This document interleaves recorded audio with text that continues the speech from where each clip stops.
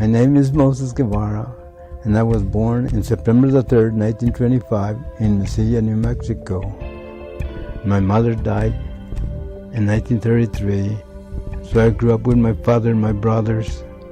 When we came to California, we worked in the fields, and we kept on working, and then it was on Sunday, on December the 7th, 1941, and we had gone to church.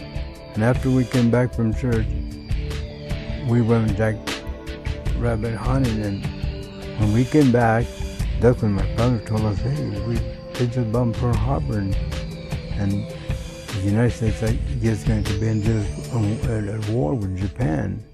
But myself, I didn't have to worry about that. I say, well, I'm too young to really, I won't be in this war.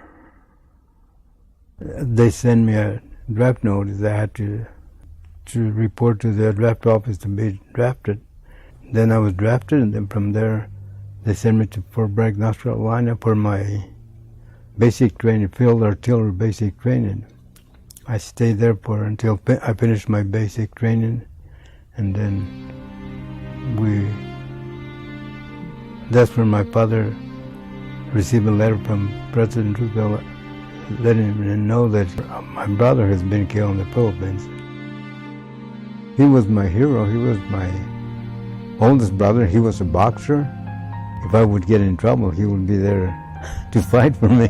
All I can remember is that when they told me he was killed, he was fixing a bridge on the river that they had to be fixed so the U.S. Army could cross the river, and that's where the Japanese started shelling them with mortar shells, and he was killed by the mortar artillery.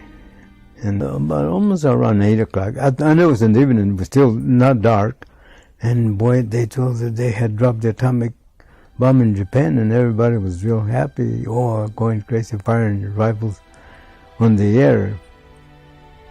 Oh, now the war's going to be over. We were happy because we thought we would be ready to come home.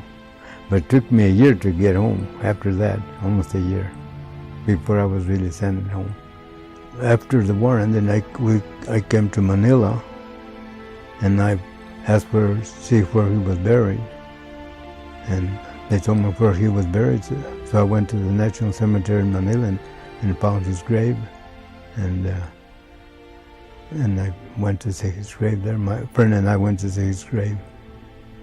And it was a little place in Mendota on the west side of Fresno County.